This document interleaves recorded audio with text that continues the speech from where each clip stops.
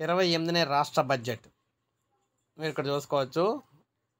28న రాష్ట్ర బడ్జెట్ అయితే రాబోతుంది. ముఖ్యంగా ఈసారి మాత్రం అభివృద్ధి, సంక్షేమం రెండాటికి సంబంధించి ప్రాధాన్యత అయితే ఇస్తున్నారు.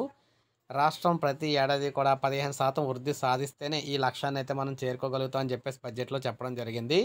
ఈ నెల 24 నుంచి అసెంబ్లీ సమావేశాలు అయితే ప్రారంభం కానుండగా 28న పూర్తిస్థాయి బడ్జెట్ను ప్రవేశపెట్టే అవకాశం అయితే ఉంది.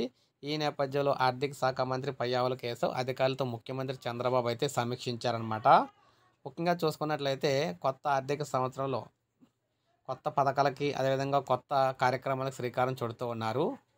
దాంతోపాటు వైకాపా ప్రభుత్వం భవిష్యత్తు ఆదాయాలను వాడేయడంతో పాటు మూలధన వ్యయానికి ఖర్చు చేయకపోవడంతో ఆర్థిక వ్యవస్థ గాడి తప్పింది. కూటమి ప్రభుత్వం వచ్చాక ఉచిత ఇసుక విధానం అమలు చేయడంతో ఆదాయం తగ్గింది. పోలవరం, అమరావతి ప్రాజెక్టులు కేంద్ర సాయం చేయడం కొంతమేరగా ఊరటనిస్తున్న రాష్ట్ర ఆర్థిక పరిస్థితి దృష్ట్యా ప్రత్యేక సాయం చేయాలని 16వ ఆర్థిక సంఘాన్ని సీఎం ఇప్పటికే కోరారనమాట. సో ఇవన్నీ కూడా మనకి సానుకూలంగా ఉండే అంశాలు.